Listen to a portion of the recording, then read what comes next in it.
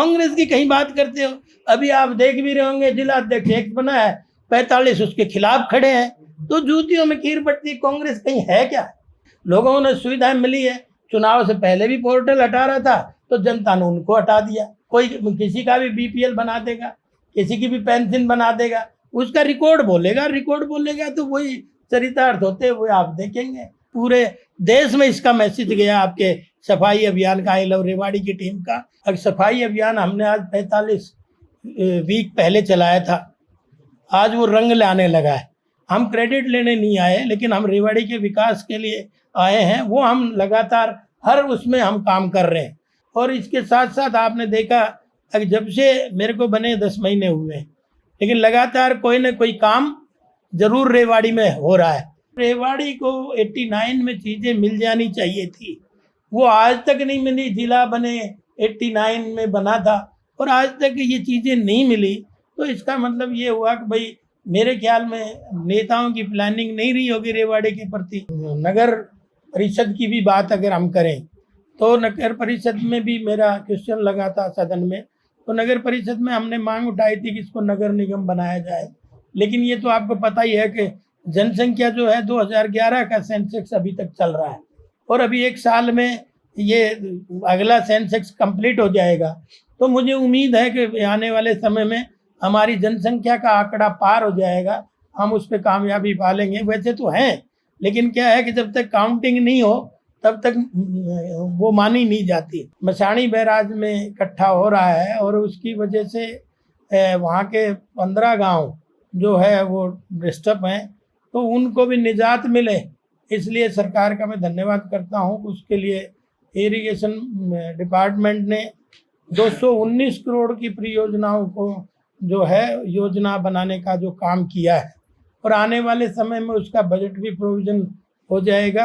और 35 मांगों पे हमने उस समय भी क्षेत्र की उठाने का काम किया। शहर में जो 50 गज का प्लॉट जो बीपीएल के लोगों जो सरकारी की तरफ से अलॉट किए जा रहे हैं, उन पे कोई किसी तरह का रेवेन्यू ना स्टाम्प ड्यूटी फ्री होगा। कल एक महत्वपूर्ण घोषणा की है जो हमारा संकल्प पत्र में वादा था, एक लाडो लक्ष्मी योजना, तो उसकी कल घोषणा की है। दीनदयाल उपाध्याय जी लाडो लक्ष्मी योजना, और जिसको दीनदयाल जी के जन्म जयंती के अवसर पे 25 तारीख से पूरे हरियाणा प्रदेश में ये लागू हो जाएगी।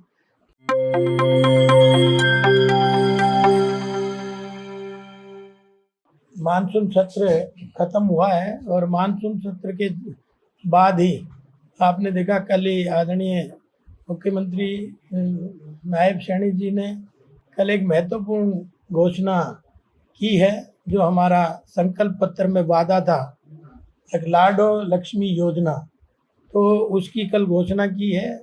दीनदयाल उपाध्याय जी लाडो लक्ष्मी योजना, और जिसको दीनदयाल जी के जन्म जयंती के अवसर पे 25 तारीख से पूरे हरियाणा प्रदेश में ये लागू हो जाएगी। क्योंकि आपने देखा है कि इसको 3 चरणों में विभाजित इसको किया है।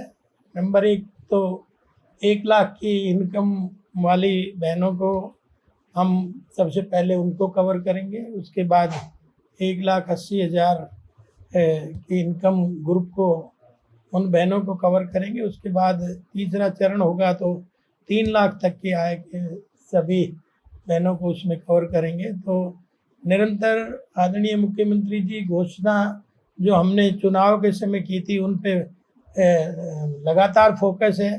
समाज के लिए, हरियाणा वासियों के लिए वेलफेयर का काम निरंतर जारी है।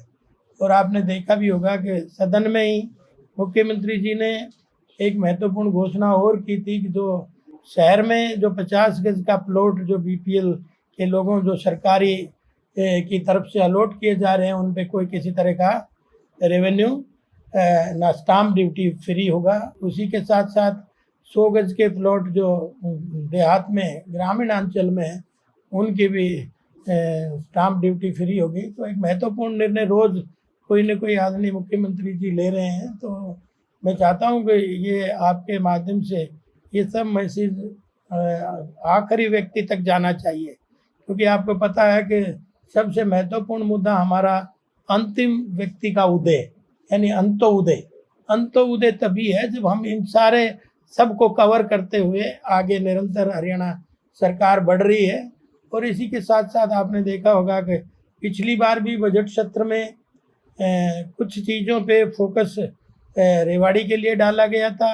उन सब चीज़ों पे भी बारी बारी से वर्किंग अभी चल रही है। और पिछली बार भी मैं 10 बार मुझे रेवाड़ी विधानसभा और दक्षिणी हरियाणा के मुद्दों पे 10 बार बोलने का अवसर बजट सत्र में मिला। और 35 मांगों पे हमने उस समय भी क्षेत्र की उठाने का काम किया। ठीक उसी तरह से आप देखेंगे इस बार भी 3 दिन तक सदन चला और 3 दिन में 3 बार बोलने का मुझे, चाहे भले ही 3-3 मिनट के लिए मिला हो, लेकिन उन 3-3 मिनट में जो रेवाड़ी की मुख्य समस्याएं थी उन पे फोकस करने का काम किया। जैसे मसाणी बैराज में आप देख रहे होंगे सारा शहर का पानी, उधर धारूहेड़ा का गंदा पानी, उधर केमिकल युक्त पानी सारा मसाणी बैराज में इकट्ठा हो रहा है। और उसकी वजह से वहाँ के 15 गांव जो है वो डिस्टर्ब हैं, तो उनको भी निजात मिले, इसलिए सरकार का मैं धन्यवाद करता हूँ। उसके लिए इरिगेशन डिपार्टमेंट ने 219 करोड़ की परियोजनाओं को जो है योजना बनाने का जो काम किया है। और आने वाले समय में उसका बजट भी प्रोविज़न हो जाएगा, क्योंकि नाबार्ड को वो फाइल हमारी गई है। तो 219 करोड़ रुपए, ताकि ये 15 गांव जो दूषित पानी की वजह से आज जीना दूभर हो रहा है उसको निजात मिलेगी। ये मैंने 6 महीने पहले भी बजट सत्र में भी उठाया था और दोबारा से इस मांग को उठाया है। तीसरा एक महत्वपूर्ण मुद्दा ये भी था कि जैसे हमारी सरकार ने, आपने देखा बैकवर्ड क्लास को जो था वो क्रीमी लेयर जो 6 से 8 करने का काम किया था। और उसमें ना एग्रीकल्चर इनकम थी ना सैलरी इंक्लूड थी। प्योर और प्योर 8 लाख रुपए क्रीमी लेयर घोषित की थी। और उसी के साथ साथ आपने देखा नगर परिषद, जिला पंचायत और आपके सभी पंचायतों में 8% क्लास ए के लिए और 5% क्लास बी के लिए पिछड़ा वर्ग को पंचायतों में हिस्सेदारी मिली। ये भी हमारी सरकार की घोषणा थी। और इसी के साथ साथ मैंने पिछले दिनों आदरणीय मुख्यमंत्री जी ने उस क्रीमी लेयर को जहाँ ठीक करने का काम किया, जहाँ पूरा बैकवर्ड समाज आज आदरणीय मुख्यमंत्री जी को शाबाशी दे रहा है, ठीक उसी तरह से मैंने छोटा सा एक कमी और रह गई थी उसको भी सदन में उठाने का काम किया। अब 27% जो आरक्षण है वो क्लास 3 और 4 में है। क्लास 1 और 2 में भी अगर ये मुमकिन हो तो मेरी सरकार इसको करे। तो मुझे लगता है कि बार बार ये चीज़ होने से और आज एक मैसेज जाने का काम किया है। ठीक इसी तरह से आदरणीय मोदी जी ने भी बैकवर्ड आयोग जहाँ गठित किया, वहीं हमारी सरकार ने प्रदेश में भी आयोग का गठन किया। जैसे अनुसूचित आयोग है, उसी तरह से पिछड़ा आयोग घोषित करने का काम किया। क्योंकि जैसे मैंने शुरू में ही कहा कि अंतिम व्यक्ति तक सरकार की योजनाएं जाएं, अंतिम व्यक्ति तक सरकार की सुविधाएं पहुँचें, तो उसके लिए भी स्पेशल फोकस करने का काम किया।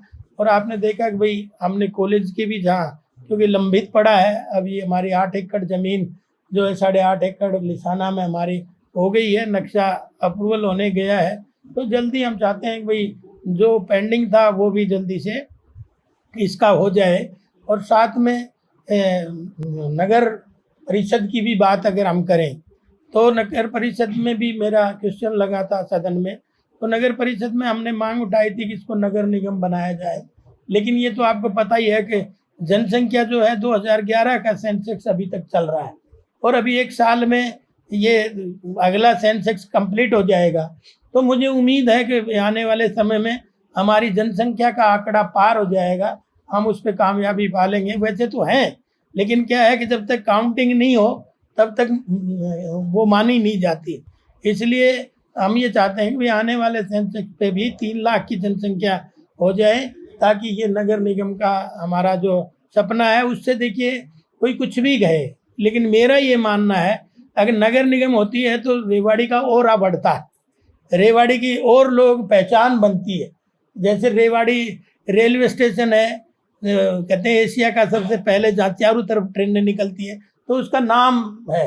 इसी तरह से अगर नगर निगम बनेगा तो रेवाड़ी का नाम और बड़ा होगा, ताकि बड़े शहरों में हरियाणा में काउंटिंग होगी। तो मेरा तो प्रयास यही है। कुछ लोग कहते हैं कि हमने सदन में प्रस्ताव पास नहीं करा, लेकिन उनसे नहीं, ये तो जैसे मानेसर में तो निगम भी नहीं था, नगर पालिका भी नहीं थी, वहाँ कौन प्रस्ताव पास करने वाला था, वहाँ बन गई थी। तो हम ये चाहते हैं कि ये भी बने, और मुझे लगता है कि अब हमारी सरकार पॉजिटिव माहौल है, और आने वाले समय में इसको भी अमली जामा आदरणीय मुख्यमंत्री जी पहनाएंगे। ठीक इसी तरह से चाहे वो हमारा हादसा का स्कूल का लो लाइन एरिया था, आपने देखा हर साल उसमें पानी भर जाता है, बिल्डिंग भी डैमेज है, उसकी भी हमने बात करी है। करतारपुर जो इस्तमुरार है, जिसकी बिल्डिंग पेंडिंग बीच में छूट गई क्योंकि वहाँ के ठेकेदार चले गए, उसकी वजह से वो आज बीच में छुटी हुई है, उसकी भी हमने बात करी है। इसी तरह से बुढ़ानी का भी बिल्डिंग अदर में हमारी है, उसकी भी हमने बात करी है। ठीक इसी तरह से आप देखेंगे कि भाई वैसे तो मुख्यमंत्री घोषणा कर जा चुके अगर डिस्ट्रिक्ट लाइब्रेरी हो, लेकिन उसका भी मुद्दा हमने उठाने का काम किया है। इसी के साथ साथ महिला हॉस्टल हो, वो भी मुख्यमंत्री जी जब 15 जून को आए थे तो उसको करके गए थे, वो भी बने। एक ऑडिटोरियम रेवाड़ी में बने, उसकी भी हमने मांग उठाई है। उसी तरह से एक सैनिक सदन, क्योंकि ये सैनिक बाहुल क्षेत्र है, सैनिक सदन बने, उसकी भी हमने निरंतर मांग उठाई है। और उसमें तो काम चल भी रहा है, लेकिन जब तक धरातल पे चीज़ उतर नहीं जाती जब तक, तो उनमें उसी के साथ साथ आप देखेंगे कृषि सदन की भी हमने मांग उठाई। कृषि सदन की हमने उस समय भी उठाई थी, और उस समय मुख्यमंत्री जी 15 जून को आए तो ये कह के भी गए थे कि भाई हम इसको कृषि सदन बनाने का काम करेंगे। तो जो रेवाड़ी को 89 में चीज़ें मिल जानी चाहिए थी, वो आज तक नहीं मिली। जिला बने 89 में बना था और आज तक ये चीज़ें नहीं मिली, तो इसका मतलब ये हुआ कि भाई मेरे ख्याल में नेताओं की प्लानिंग नहीं रही होगी रेवाड़ी के प्रति। आज पानी का भी हमने मुद्दा उठाया है, अब 3 दिन में 4 दिन में रेवाड़ी शहर को पानी मिलता है, और रेवाड़ी शहर को ही नहीं, बल्कि मैं जब देहात में धन्यवाद दौरे पे गया तो गांव की अक्सर गांव की ये शिकायत थी पीने का पानी नहीं है जी। तो कुछ तो मुख्यमंत्री उस दिन घोषणा करके गई, चाहे वो डूंगरवास की थी, चाहे वो गोकलपुर की घोषणाएं थी, चाहे वो रामगढ़ की घोषणाएं थी, तो अनेक ऐसी घोषणाएं उस दिन करके गए हैं। तो हम ये चाहते थे कि शहर को रेगुलर पानी मिले, तो उसके लिए भी हमने आवाज़ उठाई थी कि 80 एकड़ ज़मीन लिसाना में हमें मिल जाए, क्योंकि आजकल आपको पता है भूमि अधिग्रहण कानून बदलने के बाद हम किसी किसान की ज़मीन ज़बरदस्ती 4 और 6 के 9 के नोटिस दे के नहीं ले सकते, किसान की मर्जी से ले सकते हैं। इसलिए 80 एकड़ भूमि पोर्टल पर डाल ली गई है। अब आगे चल के उसकी सेटलमेंट कितने दिन में होती है वो भी मैंने सरकार के उसमें रखी है। ऐसी अनेक योजनाएं थी जो रेवाड़ी को चाहिए थी। और इसके साथ साथ आपने देखा कि जब से मेरे को बने 10 महीने हुए, लेकिन लगातार कोई ना कोई काम जरूर रेवाड़ी में हो रहा है। चाहे वो दिवाली के दिन आप लाइटों की बात करें, चाहे सड़कों के गड्ढों की बात करें, और सड़कों की भी मैंने बार बार हैमरिंग करी है। आज शहर की तस्वीर बदलते हुए आपको नज़र आएगी।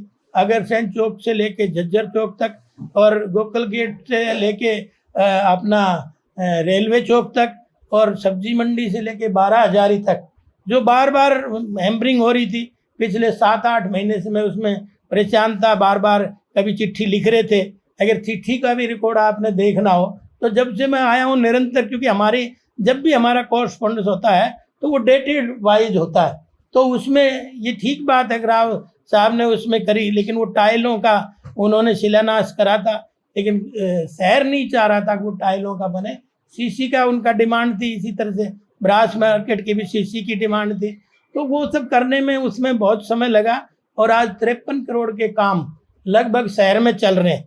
लेकिन मुझे कई बार ये तकलीफ भी होती है कि जो रोडियाँ महीने 2 महीने में निकल जाती हैं नए रोडों की, तो मैं चाहता हूँ बाज़ार के लोगों से ये रोड स्मूथ बने, क्योंकि शहर का रोड बनेगा, अंदर का रोड बनेगा, तो सबकी जिम्मेवारी है।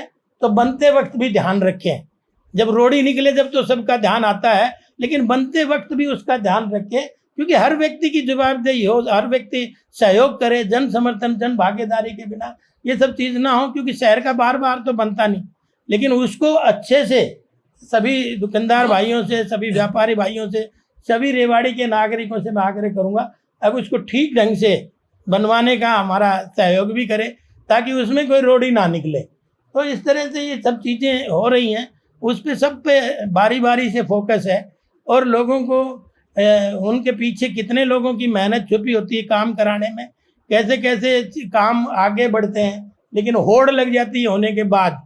होड़ किस तरह की, क्रेडिट किसको मिले, हम क्रेडिट लेने नहीं आए, लेकिन हम रेवाड़ी के विकास के लिए आए हैं, वो हम लगातार हर उसमें हम काम कर रहे हैं।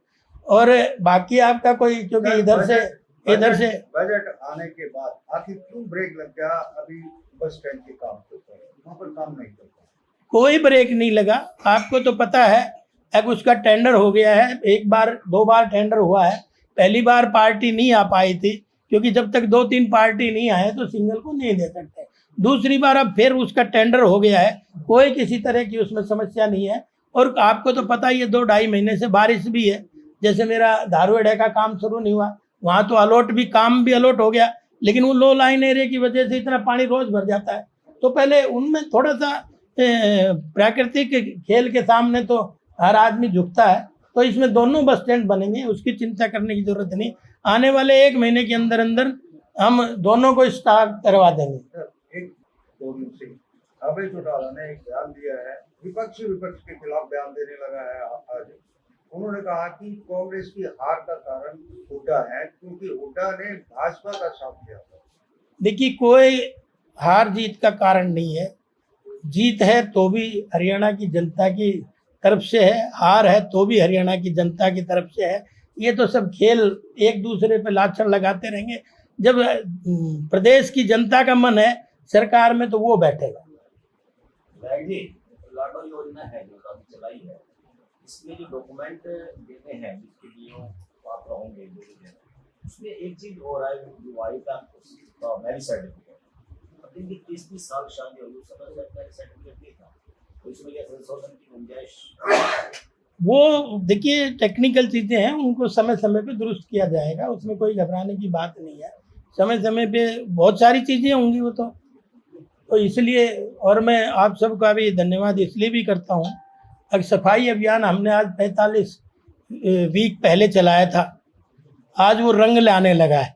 आप सबकी कोशिशों से, आप सब लोगों की मेहनत की वजह से, रेवाड़ी की जनता की मेहनत की वजह से, आई लव रेवाड़ी की टीम की वजह से आज सब प्रशासन और जनता एक साथ मिलके आपने सड़कों पे नज़र आ रही है। ये परिवर्तन ही है, ये ऐतिहासिक निर्णय आदरणीय नायब सैनी जी का है। अब उन्होंने सबको स्वच्छता के ऊपर लगाया। ड्रीम तो ये भले ही महात्मा गांधी का, आदरणीय मोदी जी का था, लेकिन उसको साकार करने के लिए आदरणीय नायब सिंह सैनी जी लगे हुए हैं। और ये जो रेवाड़ी की गूंज है, ये जो रेवाड़ी की गूंज है, इससे आपने देखा इसका मैसेज रेवाड़ी में गया हो कि नहीं गया हो, मैं उसका प्रमाण नहीं देता, उसका प्रमाण तो आप देंगे, लेकिन ये जरूर है पूरे हरियाणा प्रदेश में इसका मैसेज गया, और पूरा हरियाणा प्रदेश के साथ साथ पूरे देश में इसका मैसेज गया आपके सफाई अभियान का, आई लव रेवाड़ी की टीम का। क्योंकि आपने देखा भी होगा, पिछले दिनों हमने सभी प्रदेशों से यूएलबी की टीम मिला के एक सेमिनार भी सरकार ने कराया था, ताकि वो कहीं ना कहीं से मैसेज जा रहा था। और लगातार सफाई सबको चाहिए, क्योंकि सफाई होगी तो हम, वो कहते हैं ना, बीमारियों का 0 इंश्योरेंस है, तो सफाई रखेंगे तो बीमारियां भी कम होंगी। अब तो मौसम भी ऐसा ही है, आप देख रहे होंगे। तो लगातार अब सब सड़कों पे है, सफाई अब रेवाड़ी की होके रहेगी, नहीं होगी तो आपकी भी जिम्मेवारी है, आप भी उसमें लगे। कांग्रेस की गाली पॉलिटिक्स पर क्या कहेंगे? आज कांग्रेस की गाली पॉलिटिक्स पर क्या कहेंगे? मंच पर बिहार में मंच से देश के प्रधानमंत्री को गालियां दी जा रही है, और प्रधानमंत्री ने खुद कहा है कि अभी तक मुझे 91 बार गालियां दी गई। नहीं, देखिए, गाली देना कोई अच्छी बात नहीं है, इसीलिए तो देश की जनता ने नकार दिया। कांग्रेस कहीं दिखाई आपको देती है? उसी का कारण है कि जब आपका इस तरह का व्यवहार है, जब आपका इस तरह के देश के प्रति जो वफादारी जो दिखाई देनी चाहिए वो नहीं दिखाई दी, तो जनता ने कांग्रेस को नज़दीक भी नहीं फटकने दिया। और कहने मोदी का तो भाई भाई एक ही बात है, अब वो तो नामदार है, हम कामदार हैं, तो नामदार और कामदार में फर्क तो रहेगा ही। आप देखेंगे कि भाई जितने भी देश के खिलाफ चाहे मुल्क हैं उनकी भाषा बोलती है कांग्रेस, तो ये तो पब्लिक को समझ में आता है, जनता है ये सब जानती है। हुड्डा साहब का आरोप है कि पहले जो बीपीएल कार्ड जो काटे गए इलेक्शन का टाइम तो नए बनाए गए, जिनके नहीं बने जो अपात्र थे उन अब जो है मतलब निकल गया, सरकार बन गई, उनके वोट लेकर काट। उनका जवाब हमने सदन में दे दिया। हुड्डा साहब क्या थे, देखिए आपको तो पता ही है कि भाई ये पोर्टल के माध्यम से इनकम बढ़ती है और घटती है। जब इनकम बढ़ेगी तो कटेंगे, जब इनकम कम होगी तो जुड़ेंगे। सिंपल से थ्योरी है, ये कोई इंडिविजुअल किसी व्यक्ति के हाथ में तो है नहीं। अगर भाई कोई किसी का भी बीपीएल बना देगा, किसी की भी पेंशन बना देगा, उसका रिकॉर्ड बोलेगा तो वही चरितार्थ होते हैं, वो आप देखेंगे। तो ये तो सदन में भी जवाब दे दिया। हुड्डा साहब तो ये भी कहते हैं अब पोर्टल हटा दो। अब उनको ये नहीं पता यार, घर बैठे बिना ऑफिसों के चक्कर काटे, जबकि जब आप प्रिंटर से निकाल लेते हैं कोई भी सर्टिफिकेट, आसान हुआ है, इससे लोगों ने सुविधाएं मिली है। चुनाव से पहले भी पोर्टल हटा रहा था तो जनता ने उनको हटा दिया, चुनाव के बाद भी पोर्टल के पीछे पड़ रहा है। अब आने वाला समय बताएगा। और कांग्रेस की तो क्या बात है यार, 10 महीने हो गए सदन का वो क्या नाम है अध्यक्ष नहीं दे पाए, अपोजिशन लीडर नहीं दे पाई कांग्रेस की कहीं बात करते हो।